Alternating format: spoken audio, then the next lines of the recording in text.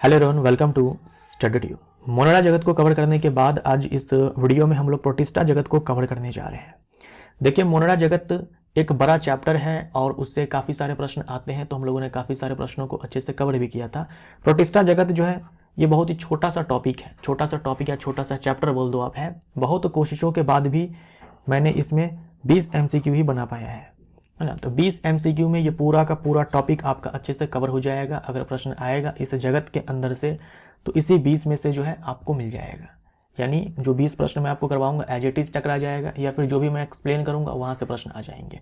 तो इस 20 MCQ के साथ ये पूरा जो टॉपिक है आपका प्रोटिस्टा जगत, ये पूरा जगत जो है आपका अच्छे से कवर हो जाएगा। ठीक है। वैसे आज महाशिवरात्रि है, तो आप सभी को महाशिवरात्रि की बहुत बहुत शुभकामनाएं। महादेव आप सभी पर कृपा बनाए रखें। इस वीडियो का PDF डाउनलोड करना चाहते हैं, जो 20 प्रश्न मैं आपको करवाऊंगा उसका PDF डाउनलोड करना चाहते हैं तो ये रहा PDF। इसको आप डाउनलोड कर सकते हैं हमारे ऐप पर जाकर के। ऐप का लिंक आपको मिलेगा वीडियो के डिस्क्रिप्शन बॉक्स में। साइन इन करना ऐप पर, उसके बाद यहाँ पर जाना, इस पर क्लिक करना, फ्री मटेरियल का एक ऑप्शन मिलेगा उस पर क्लिक करना। मिशन रेलवे 2024 नाम से एक फोल्डर मिलेगा, फोल्डर में आपको PDF मिल जाएगा। प्रोटिस्टा जगत के ऊपर 2 PDF मिलेगा, एक ये जो आपके सामने है यहाँ पर सेम टू सेम ऐसा ही, दूसरा जो अभी मैं आपको स्लाइड्स पे पढ़ाऊंगा बताऊंगा उसका PDF मिलेगा। तो ये दोनों ही PDF जो है आप डाउनलोड कर सकते हो हमारे ऐप पर जाकर के। और अगर आप मेरे से जनरल साइंस की तैयारी करना चाहते हैं, हिंदी माध्यम में complete general science physics chemistry bio की आप तैयारी करना चाहते हैं, तो आप हमारे इस कोर्स को ज्वाइन कर सकते हो। ये कोर्स अभी रनिंग है, चल रहा है, मई 2024 में समाप्त होगा। कोर्स का फी है 599, लेकिन महाशिवरात्रि के शुभ अवसर पर अभी ऑफर है, तो आप 25% डिस्काउंट पा करके जो भी PDF है, और कोर्स तो वैसे एक ही है अभी, बाकी सारे PDF है, तो किसी भी चीज़ को आप परचेज करते हैं अभी तो 25% ऑफ आप पा सकते हैं। 9 मार्च तक है, यानी आज 8 तारीख है और कल 9 तारीख रात 12 बजे तक जो है आप 25% ऑफ के साथ कोर्स में एनरोल कर सकते हैं, या फिर किसी भी वीडियो का बाई कर सकते हैं तो 25% ऑफ आपको मिलेगा। ठीक है, तो चलिए अब हम लोग करते हैं प्रश्नों को। प्रोटिस्टा जगत के सभी जीव होते हैं। प्रोटिस्टा जगत के सभी जीव होते हैं। अगर आपको याद हो तो मोनारा जगत के सारे जो जीव थे, यानी सारे जो बैक्टीरिया थे आपके, वो एक कोश के प्रोकैरियोटिक थे। तो मोनारा जगत के अंदर आने वाले जो जीव है जो कि बैक्टीरिया ही होते हैं, वो आपके होते हैं एक कोश के प्रोकैरियोटिक, है ना। मोनारा जगत के जीव जो होते हैं तो ये मोनारा के अंदर आपको मिलेगा। प्रोटिस्टा जगत के जो जीव होते हैं वो एक कोश के होते हैं, लेकिन वो यूकैरियोटिक होते हैं, है ना। यूकैरियोटिक होते हैं, यूकैरियोटिक होते हैं। उसके बाद बहुकोशिकीय प्रोकैरियोटिक, ये आपको नहीं मिलेगा। बहुकोशिकीय प्रोकैरियोटिक आपको नहीं मिलेगा, बहुकोशिकीय यूकैरियोटिक आपको मिलेगा। तो इसमें जो कवक जगत है, यानी सारे के सारे जो फंजाई है, उसके बाद जो प्लांट है, प्लांट किंगडम के जो जीव है वो आपके होते हैं बहुकोशिकीय यूकैरियोटिक। जो आपका जंतु जगत है, जो जंतु जगत है उसके सारे जीव जो होते हैं वो आपके होते हैं बहुकोशिकीय यूकैरियोटिक। तो कवक जगत, पादप जगत और जंतु जगत, इनमें जो जीव आते हैं वो बहुकोशिकीय यूकैरियोटिक होते हैं। कुछ अपवाद हो सकते हैं, वो अलग चीज है। एक कोशिकीय यूकैरियोटिक प्रोटिस्टा जगत के जीव होते हैं, एक कोशिकीय प्रोकैरियोटिक, माफ करिए, एक कोशिकीय यूकैरियोटिक प्रोटिस्टा जगत के जीव होते हैं, और एक कोशिकीय प्रोकैरियोटिक मोनारा जगत के जीव होते हैं। ये आपको ध्यान में रखना है। और जो प्रोटिस्टा जगत के जीव होते हैं वो आपके मेनली, यानी कि मुख्य रूप से जलीय होते हैं, है ना। मेनली आपके होते हैं एक्वेटिक, मुख्य रूप से जलीय होते हैं। ठीक है, तो हमारा आंसर क्या हो जाएगा? हमारा आंसर हो जाएगा बी हमारा सही आंसर है। निम्नलिखित में से किस जीव को प्रोटिस्टा जगत में नहीं रखा गया है? किस जीव को प्रोटिस्टा जगत में नहीं रखा गया है? देखो, क्लोरेला एंड क्लेमाइडोमोनास, इसको रखा गया था पादप जगत में, इसको रखा गया था पादप जगत में। ये दोनों ही आपके हरे शैवाल है, ये दोनों एक कोशिकीय है, हरे शैवाल है। पहले पादप जगत में रखा गया था, लेकिन अब इन दोनों को रखा गया है प्रोटिस्टा जगत में। जो खमीर है ये कवक है, ये जो खमीर है ये कवक है, ये एक कोशिकीय है, ये एक कोशिकीय है। इतना ही नहीं, ये यूकैरियोटिक भी है ना, ये यूकैरियोट भी है, लेकिन इसे प्रोटिस्टा जगत में नहीं रखा गया है। देखो, एक कोशिकीय यूकैरियोटिक जो जीव होते हैं उसे प्रोटिस्टा जगत में रखा गया है, लेकिन जो खमीर है, जिसे हम लोग ईस्ट बोलते हैं, ये एक कोशिकीय है, यूकैरियोटिक है, कवक है, लेकिन इसे कवक जगत में ही रखा गया है ना, इसे रखा गया है कवक जगत में, इसे रखा गया है कवक जगत में, इसे कवक जगत में रखा गया है। तो हमारा आंसर डी हो जाएगा। जो अमीबा है ये भी एक कोश के यूकैरियोटिक है और ये प्रोटिस्टा जगत का ही जीव है। खमीर हमारा यहां पर आंसर हो जाएगा। निम्न जीवों में से कौन शैवाल नहीं है? निम्न जीवों में से कौन शैवाल नहीं है? देखो, डायटम, डेस्मिड एंड गोनियोलैक्स, ये सारे जो है प्रोटिस्ट हैं, ये सारे जो है प्रोटिस्ट हैं, ये सारे प्रोटिस्टा जगत के जीव हैं। ये सारे क्या है? प्रोटिस्ट्स हैं, यानी कि प्रोटिस्टा जगत के जीव हैं। और ये सारे जो है आपके एल्गी है, शैवाल हैं। तो आप ये नहीं कहेंगे कि सारे शैवाल जो होते हैं वो पादप जगत में आते हैं, नहीं। पादप जगत के अंदर जो थैलोफाइटा ग्रुप है उसके अंदर आने वाले सारे जो जीव हैं, या बोल दो सारे जो पादप है, उसे हम लोग शैवाल कहते हैं। लेकिन सारे शैवाल पादप जगत में नहीं आते हैं। थैलोफाइटा के सारे जीव शैवाल हैं, लेकिन सारे शैवाल थैलोफाइटा या फिर बोल दो पादप जगत में नहीं आते हैं। देख लो, ये सारे शैवाल ही हैं, लेकिन ये सारे क्या है? प्रोटिस्ट हैं। जैसे अभी आपने देखा क्लोरेला एंड क्लेमाइडोमोनास, ज्यादातर जो वैज्ञानिक है उसे डालते हैं प्रोटिस्टा जगत में, जबकि वो भी शैवाल है। लेकिन एक कोश के यूकैरियोटिक है तो प्रोटिस्टा जगत में डाल दिया। ये सारे भी एक कोश के यूकैरियोटिक है तो प्रोटिस्टा जगत में डाल दिया। ये सारे शैवाल है, ठीक है। ईस्ट बोले तो खमीर, ईस्ट बोले तो खमीर, और ये खमीर क्या है? कवक है। ये जो खमीर है ये आपका कवक है ना, कवक है। तो डी हमारा आंसर। डायटम की गलत विशेषता चुने। डायटम के बारे में हमें रॉन्ग चूज करना है। इसकी कोशिका भित्ति साबुनदानी की तरह होती है। ये बिल्कुल सही है। साबुनदानी यानी कि सोप बॉक्स आपने देखा होगा, एक तो ऐसे होता है, नीचे वाला बॉक्स होता है जिसमें हम लोग क्या करते हैं कि साबुन को डालते हैं, है ना। ये इसमें क्या करते हैं हम लोग? साबुन को डालते हैं और ऊपर से ढक्कन लगाते हैं। सोप बॉक्स ऐसी होती है। तो ये सही है ना, ये सही है। अब ये जो कोशिका भित्ति है, इसकी कोशिका भित्ति साबुनदानी की तरह होती है, ये बिल्कुल सही है। किसके बारे में कहा जा रहा है? ये कहा जा रहा है डाई एटम के बारे में, है ना, डाई एटम के बारे में कहा जा रहा है, ठीक है। इसकी कोशिका भित्ति जो है सेलुलोज से बनी होती है, लेकिन इसमें सिलिका प्रेजेंट होता है, इसमें सिलिका प्रेजेंट होता है। ये आपको ध्यान में रखना है। इसकी कोशिका भित्ति में सिलिका होती है, ये सही है। ये अपघटक होते हैं? नहीं, ये आपके प्रकाश संश्लेषी होते हैं, है ना, प्रकाश संश्लेषी होते हैं। ये गलत हो जाएगा, ये सही है। तो सी हमारा राइट आंसर हो जाएगा, है ना। ये ऑक्सीजेनिक फोटोसिंथेसिस होते हैं। डैश समुद्र के मुख्य उत्पादक है। समुद्र के मुख्य उत्पादक है, चीफ प्रोड्यूसर है, चीफ प्रोड्यूसर है। आंसर है हमारा डाई एटम, आंसर है हमारा डाई एटम, है ना। ये सारे के सारे क्या है? सुनहरा शैवाल, डाई एटम एंड अपवंक कवक। देख लो, ये अपवंक कवक है, ये ध्यान दीजिएगा, ये अपवंक कवक है, कवक जैसा है ना, ये कवक जैसा है अपवंक कवक। लेकिन ये कवक जगत का जीव नहीं है, ये प्रोटिस्ट है ना। ये सारे जो है आपके क्या है? प्रोटिस्ट्स हैं, यानी कि प्रोटिस्टा जगत के जीव हैं ये सारे के सारे। रट लो अच्छे से। सुनहरा शैवाल, डाई एटम, अपवंक कवक। सुनहरा शैवाल को हम लोग डेस्मिड भी बोलते हैं। ये जो हाइड्रिला है ये है जलीय पादप, है ना, ये जलीय पादप है, एक्वेटिक प्लांट है। ये प्लांट किंगडम का मेंबर है ना, एक्वेटिक प्लांट है, एक्वेटिक प्लांट है। तो हमारा आंसर यहाँ पर क्या हो जाएगा? बी है। डैश समुद्र के मुख्य उत्पादक है। उत्पादक कौन होते हैं? जो अपना खाना खुद से बनाते हैं, जो फोटोसिंथेसिस करते हैं, वही है उत्पादक। एक प्रकाश संश्लेषी प्रोटिस्ट नहीं है, यानी प्रोटिस्टा जगत का जीव नहीं है जो फोटोसिंथेसिस करता है। बताना है इसमें से कौन। देखिए, क्राइसोफाइट्स जो है ये प्रोटिस्टा जगत के अंदर एक ग्रुप है ना, एक ग्रुप का नाम है क्राइसोफाइट्स। इसके अंदर आपके आते हैं डाई एटम्स, है ना, इसके अंदर आते हैं आपके डाई एटम्स एंड डेस्मिड। जो आपने देखा था ना सुनहरा शैवाल, वही है डेस्मिड। इसी डेस्मिड को कहा जाता है सुनहरा शैवाल। उसके बाद डाई एटम्स, ये एक ग्रुप है, उसके अंदर आने वाले ये सारे जीव हैं, ठीक है। उसका डाइनोफ्लैजलेट्स, डाइनोफ्लैजलेट्स के अंदर भी कई प्रकार के आपके सवाल आ सकते हैं। मेनली आपको ध्यान में रखना है इसमें, मेनली आपको इसमें ध्यान में रखना है गोनियोलैक्स, गोनियोलैक्स। ठीक है, यूग्लिनॉइड भी अपने आप एक ग्रुप है, जो यूग्लिनॉइड है ये भी अपने आप में एक ग्रुप है। इसके अंदर आपको याद रखना है यूग्लिना को। प्रोटोजोआ भी अपने आप में प्रोटिस्टा का ही ग्रुप है, उसके बारे में हम लोग देखेंगे थोड़ी देर बाद।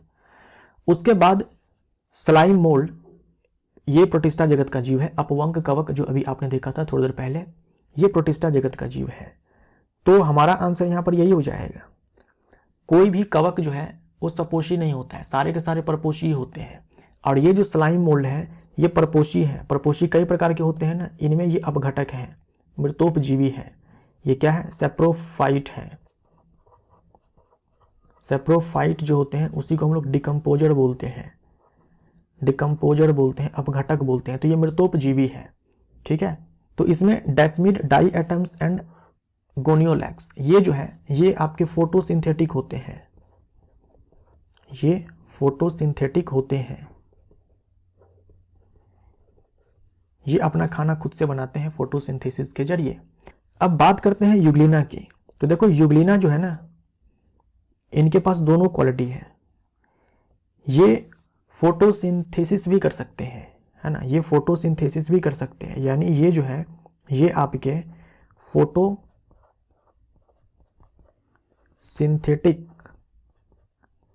भी हो सकते हैं अगर लाइट है तो।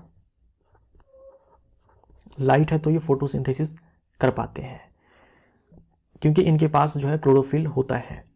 और ये आपके परपोषी हो जाते हैं,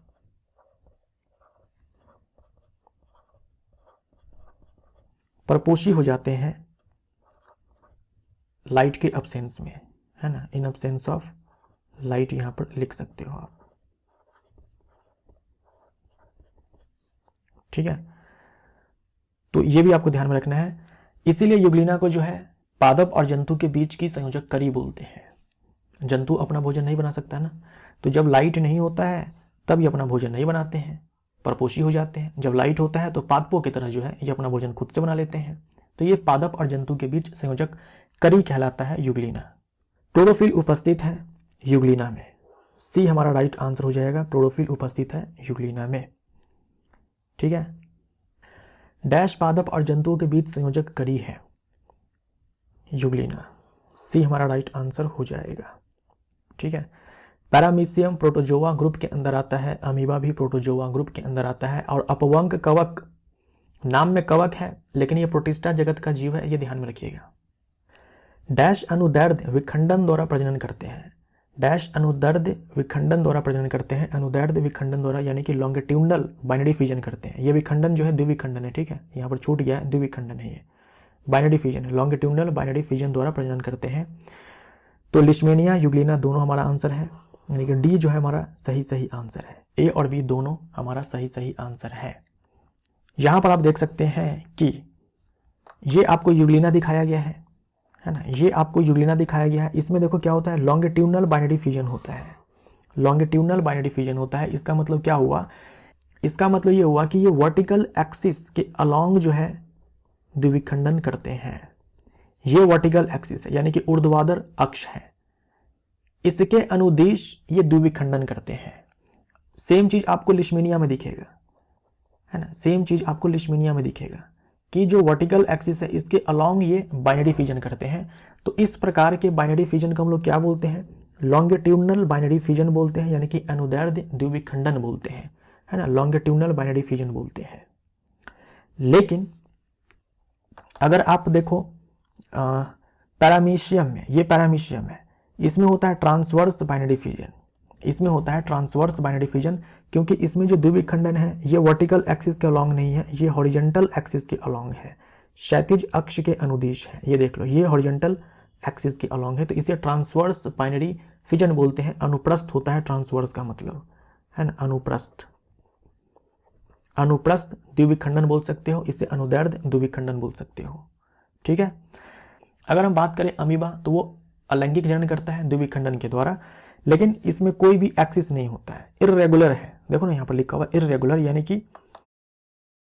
यानी इसमें हम ये नहीं बोल सकते हैं कि ट्रांसवर्स बाइनरी फ्यूजन हो रहा है या लॉन्गिट्यूडनल हो रहा है।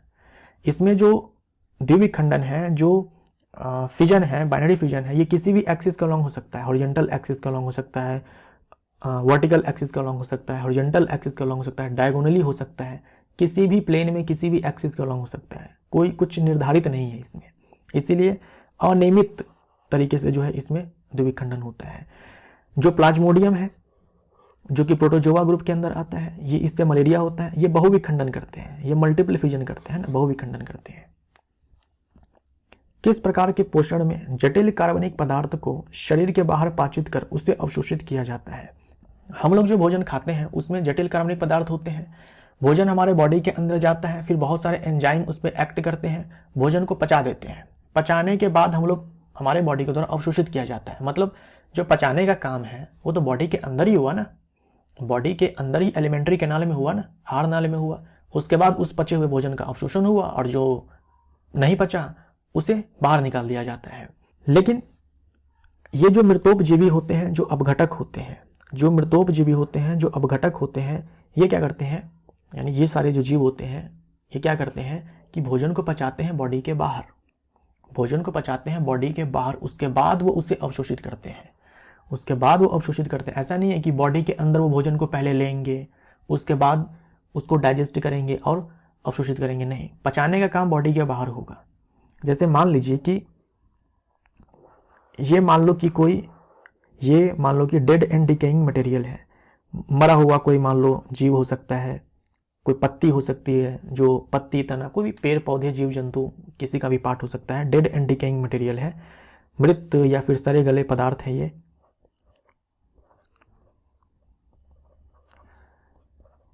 है ना, डेड एंड डिकेइंग मटेरियल मृत पदार्थ हो सकता है या फिर कोई पदार्थ हो सकता है जो सड़ रहा है, वो पदार्थ हो सकता है। ये जो आपके अपघटक होते हैं ये क्या करते हैं कि ये एंजाइम सिक्रीट करते हैं इस पे, ठीक है, ये एंजाइम सिक्रीट करते हैं, ये एंजाइम जो है इस पर सिक्रीट करते हैं। कौन से एंजाइम सिक्रीट करते हैं? वही पचाने वाला जो भी एंजाइम होगा, जो इस जटिल कार्बनिक पदार्थ को, ये जो है अभी पदार्थ इसमें क्या है कि कॉम्प्लेक्स ऑर्गेनिक मटेरियल है, जटिल कार्बनिक पदार्थ है, इसको तोड़ेगा ये एंजाइम, बोल सकते हो कि पचाएगा ये एंजाइम, है ना। ये एंजाइम क्या करेगा, इसको पचाएगा। पचाने के बाद क्या है, यानी कि डाइजेस्ट करने के बाद क्या होगा, डाइजेशन का मतलब क्या होगा, ये जो कॉम्प्लेक्स ऑर्गेनिक मटेरियल है ये सिंपलर सब्सटेंस में टूट जाएगा, सरल पदार्थों में जो है ये टूट जाएगा। सरल पदार्थों में टूटने के बाद इसे जो है अवशोषित कर लिया जाएगा, इसके द्वारा अवशोषित कर लिया जाएगा, एब्जॉर्ब कर लिया जाएगा, है ना, एब्जॉर्ब कर लिया जाएगा। यही होता है मृतोपजीवी का काम, अपघटक का काम, कि जो डेड एंड डिकेइंग मटेरियल है जिसमें कि कॉम्प्लेक्स ऑर्गेनिक मटेरियल्स होते हैं, जटिल कार्बनिक पदार्थ होते हैं, उस पर क्या करते हैं, ये एंजाइम डाल देते हैं अपना। एंजाइम डालने के बाद वो तोड़ देते हैं कॉम्प्लेक्स ऑर्गेनिक मटेरियल को सिंपलर ऑर्गेनिक मटेरियल में, उसके बाद वो उसे अवशोषित करते हैं। और ये जो अपघटक होते हैं आपके मुख्य रूप से कौन होते हैं, कवक होते हैं और होते हैं आपके जीवाणु, बैक्टीरिया। अपवंक कवक एक डैश है, अपवंक कवक प्रोटिस्ट है, अपवंक कवक प्रोटिस्ट है। और ये आपका अपघटक है, जो अभी आपने अपघटक देखा ना, ये वही अपघटक है, डिकम्पोजर है ना, ये अपघटक है, सेप्रोफाइट है। अपघटक जीव की पहचान करें, अपघटक जीव की पहचान करना है, डिकम्पोजर की पहचान करना है। तो डेस्मिड नहीं होगा, डायटम नहीं है, यूग्लिना भी डिकम्पोजर नहीं है, भले परपोषी हो सकता है लेकिन डिकम्पोजर नहीं है। अपवंक कवक हमारा आंसर हो जाएगा, डी हमारा राइट आंसर। निम्न में से कौन सा समूह प्रोटोजोआ का नहीं है? मैंने आपसे कहा कि जो प्रोटोजोआ है ये भी क्या है कि प्रोटिस्टा जगत का एक ग्रुप है, एक ग्रुप है प्रोटोजोआ, जिसके अंदर अमीबा एंड अमीबा आते हैं, सही है, पैरामीशियम एंड लिशमेनिया आते हैं, सही है, प्लाज्मोडियम ट्रिपैनोसोमा आते हैं, सही है, यूग्लिना स्लाइम मोल्ड ये दोनों नहीं आते। स्लाइम मोल्ड को ही हिंदी में हम लोग अपवंक कवक कहते हैं, तो ये नहीं आते हैं, ये दोनों नहीं आते हैं। प्रोटोजोआ के अंदर जो है, जो प्रोटोजोआ ग्रुप है उसके अंदर ये सारे जीव आते हैं, आपको रटा होना चाहिए, amoeba and amoeba, paramecium leishmania, plasmodium Trypanosoma.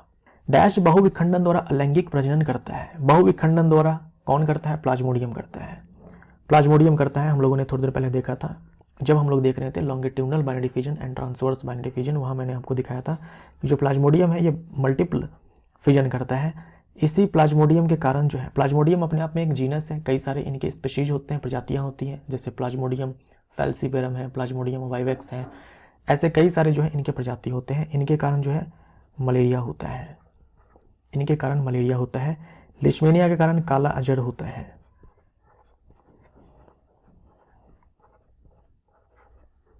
निम्न में से गलत सुमेलन चुने। अमीबा के कारण अमीबिय पैचिस होता है, ये गलत हो जाएगा। देखो अमीबा के कारण अमीबिय पैचिस नहीं होता है, अमीबा के कारण अमीबिय पैचिस नहीं होता है, ये एंट अमीबा के कारण होता है। एंट लिख दो, ANT नहीं, ENT वाला एंट लिख दो और अमीबा लिख दो। एंट अमीबा ये पैरासाइट है, अमीबा पैरासाइट नहीं होता है, एंट अमीबा पैरासाइट है जिसके कारण अमीबिय पैचिस होता है। तो ये हमारा गलत हो जाएगा, गलत सुमेलन है ये, यही हमारा आंसर हो जाएगा। प्लाज्मोडियम के कारण मलेरिया होता है, बिल्कुल सही है। लिशमेनिया के कारण काला अजर होता है, ये भी सही है। ट्रिपैनोसोमा के कारण जो है निद्रा रोग होता है, ये भी सही है। मैं आपसे पूछूं क्या प्लाज्मोडियम प्रोटोजोआ है? क्या लिशमेनिया प्रोटोजोआ है? प्रोटोजोआ अपने आप में ग्रुप है जिनके ये सारे मेंबर्स हैं। डैश जंतुओं का पुरातन संबंधी या पूर्वज है। जो अमीबा है ना, इसी को कहा जाता है कि ये जंतुओं का पूर्वज है। अमीबा जंतुओं के काफी नजदीक है, अमीबा जो है जंतुओं के काफी नजदीक है। देखो सबसे पहले तो मोनडा है, बैक्टीरिया है, बैक्टीरिया के बाद जो है आपके प्रोटिस्ट आए। प्रोटिस्ट में जो अमीबा है ये जंतु के ज्यादा करीब है, ये जंतु के ज्यादा करीब है, ये जंतु के पूर्वज कहे जाते हैं। अमीबा को पहले रखा गया था जंतु जगत में, उसके बाद इसको वहां से हटा करके प्रोटिस्टा जगत में डाल दिया गया। निम्न में से कौन सा जीव लाल तरंग का निर्माण करता है? निम्न में से कौन सा जीव लाल तरंग रेड टाइड का निर्माण करता है? देखिए जो प्रोटिस्टा है, प्रोटिस्टा किंगडम जो है, जो प्रोटिस्टा किंगडम है, जैसे मैंने आपसे कहा ना कि जो प्रोटोजोआ है ये एक ग्रुप है प्रोटिस्टा किंगडम के अंदर, ऐसे ही प्रोटिस्टा किंगडम के अंदर एक ग्रुप है जिसे डाइनोफ्लैजलेट कहा जाता है। हिंदी में भी इसे यही बोलते हैं, डाइनोफ्लैजलेट ही बोलते हैं, डाइनोफ्लैजलेट, डाइनोफ्लैजलेट कहा जाता है। ये जो डाइनोफ्लैजलेट है ये आपको ग्रीन दिख सकते हैं, है ना, ग्रीन दिख सकते हैं, ये आपको रेड दिख सकते हैं, ये आपको, यानी इनके जो जीव होते हैं, ये तो ग्रुप है ना, ये तो ग्रुप है, इनके अंदर आने वाले जो जीव होते हैं वो आपके हरे दिख सकते हैं, लाल दिख सकते हैं, उसके बाद ब्राउन दिख सकते हैं, अलग अलग रंग के दिख सकते हैं, येलो दिख सकते हैं, पीला दिख सकते हैं, अलग अलग रंग के दिख सकते हैं, है ना, नीला दिख सकते हैं। डिपेंड करता है कि उनके अंदर मेन पिगमेंट कौन सा है ना, मेन पिगमेंट कौन सा है इस पर डिपेंड करता है। और ये जो आपके डाइनोफ्लैजलेट होते हैं ये आपके होते हैं, ये आपके होते हैं मरीन होते हैं, समुद्री होते हैं, मरीन होते हैं। तो ये जो गोनियोलैक्स है ना ये रेड डाइनोफ्लैजलेट है। मैंने आपसे कहा ना डाइनोफ्लैजलेट के जो जीव है ये red, green, brown, yellow, blue कुछ भी हो सकते हैं, डिपेंड करता है कि मेन पिगमेंट कौन सा है, वैसे वो दिखते हैं। तो ये जो गोनियोलैक्स है ये भी डाइनोफ्लैजलेट है, रेड डाइनोफ्लैजलेट है ना, ये रेड डाइनोफ्लैजलेट है। यानी इनमें जो भी पिगमेंट है, यानी जो पिगमेंट इनके अंदर है उनके कारण ये लाल दिखते हैं, उनके कारण जो है ये लाल दिखते हैं, रेड डाइनोफ्लैजलेट है, रेड डाइनोफ्लैजलेट है। और ये भी आपके एल्गी ही है, डाइनोफ्लैजलेट के अंदर जो भी है वो सारे एल्गी ही कहलाते हैं।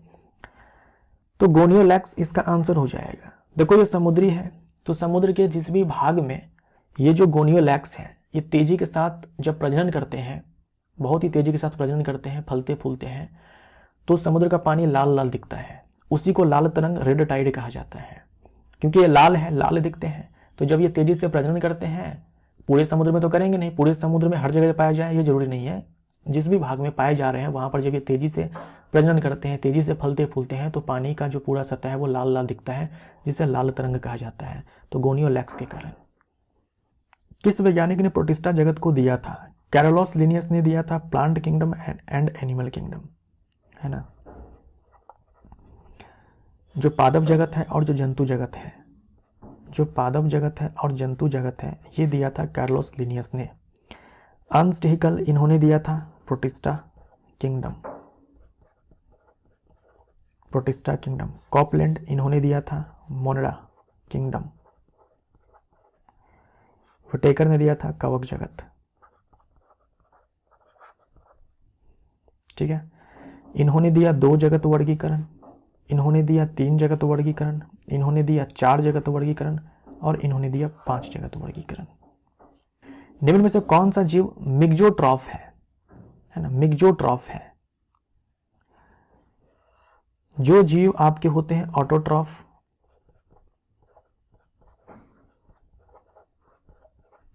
सपोषी होते हैं और साथ में परपोषी भी होते हैं। सपोषी होते हैं, साथ में परपोषी भी होते हैं।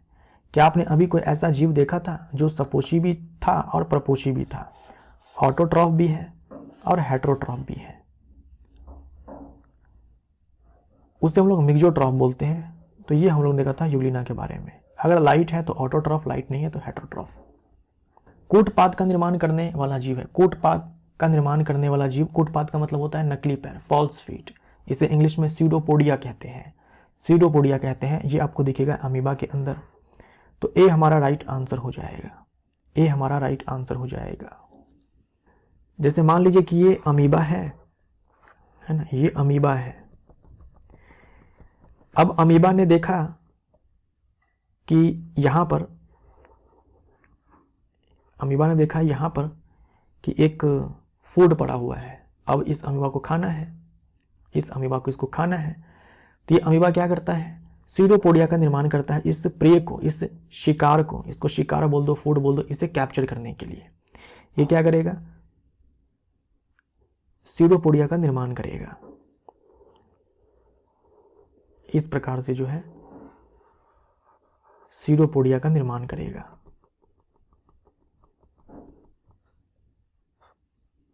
और इस प्रे को, है ना, इस प्रे को ये एनगल्फ कर लेगा इस प्रकार से। ये जो आप देख रहे हो यही है सीडोपोडिया। ये और ये जो दिखाया गया, ये जो दिखाया गया, इसी को हम लोग सीडोपोडिया कहते हैं। इसका मतलब होता है नकली पैर, फॉल्स फीट, फॉल्स फीट। तो ये जो कूटपाद है ना, ये जो कूटपाद है ये काम आता है प्रे को, शिकार को या फिर बोल दो फूड को कैप्चर करने के लिए और लोकोमोशन के लिए, गति के लिए, चलने के लिए। इन दोनों ही चीज़ों के लिए जो है सीडोपोडिया का इस्तेमाल किया जाता है अमीबा के द्वारा। तो बस आज की इस वीडियो में इतना ही। फिर से आपको बता दूं, पीडीएफ को डाउनलोड करने के लिए आपको जाना है ऐप पर। ऐप पर साइन अप कीजिए। ऐप का लिंक मिलेगा आपको वीडियो के डिस्क्रिप्शन बॉक्स में। ये पीडीएफ आपको मिलेगा और जो कुछ भी आपने अभी पढ़ा है स्लाइड पर उसका पीडीएफ मिलेगा।